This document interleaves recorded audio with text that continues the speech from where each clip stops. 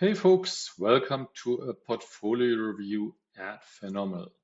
Today we're going to look at Invesco's international diversification equity portfolio. Now, the goal of that portfolio is to provide US investors with exposure to international and emerging market stocks and reduce the home bias. Home bias simply means that most investors tend to over allocate to where they're based. So for US investors, that implies the US. For a French investor, that means France. So let's investigate in terms of how this portfolio is constructed and what kind of exposures it does provide. We're going to kick off with looking at the underlying holdings. And so here we can see seven instruments, including cash. And these are basically 6 funds from Invesco. Now, we see that they provide exposure to international growth. There's a RAFI index in here, which is a slight value bias. There's international developed low volatility, small mid cap, developed and emerging markets low volatility. Overall, we can already see that there are investment styles that do conflict, but we'll get to that later on. It is worth mentioning that these funds are very expensive, and we can see the most expensive fund charged 1.14%, right? The cheapest one is 25 basis points, and that results in a total portfolio fee of 67 basis points. Now, we can look at how the current holdings have performed, and we do see that our auto-suggested benchmark is the MSCI ACWI ex-USA index, and see that this portfolio has kind of generated the same performance as the index. Having said that, this is only the performance of the current holdings, not the track record.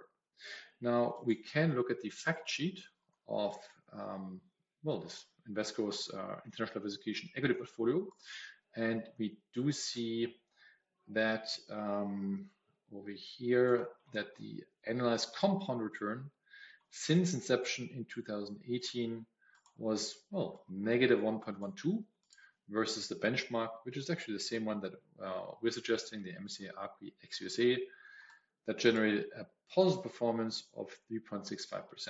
So we have a spread of close to 5%, which is significant and not great for Invesco's asset allocation expertise.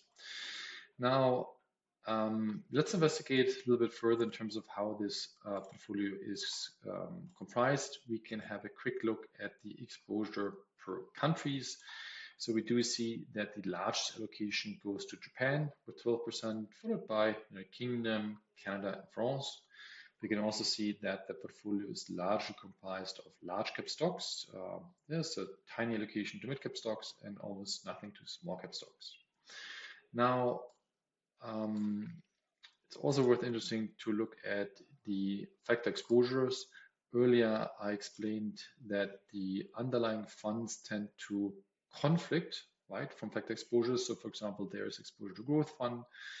There's exposure to a RAFI index, which is kind of like has a value tilt. Growth and value doesn't mix very well. It's opposing factor exposures. Same thing with growth and low volatility. And overall, that leads to a portfolio that has no consistent factor exposures. And we can see this graphically over here that the betas to equity factors were literally all over the place. Now, that's with regards to this portfolio. One of the questions is, at 67 basis points, this portfolio is quite expensive. Can the fees be reduced? And we can look at, for example, replacing the 6 funds from Invesco with kind of passive benchmarks that are available as via ETFs.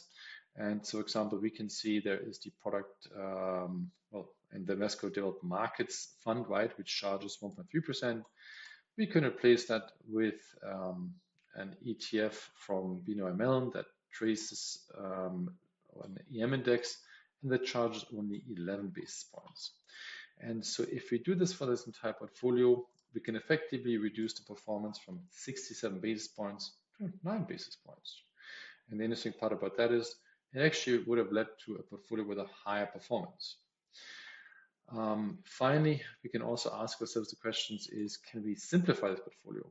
I mean, it has 6 funds and cash, right? So it's not massively diversified in terms of number of holdings, but it's kind of all more or less the same funds. It's flavors of international equities with a dose of EM.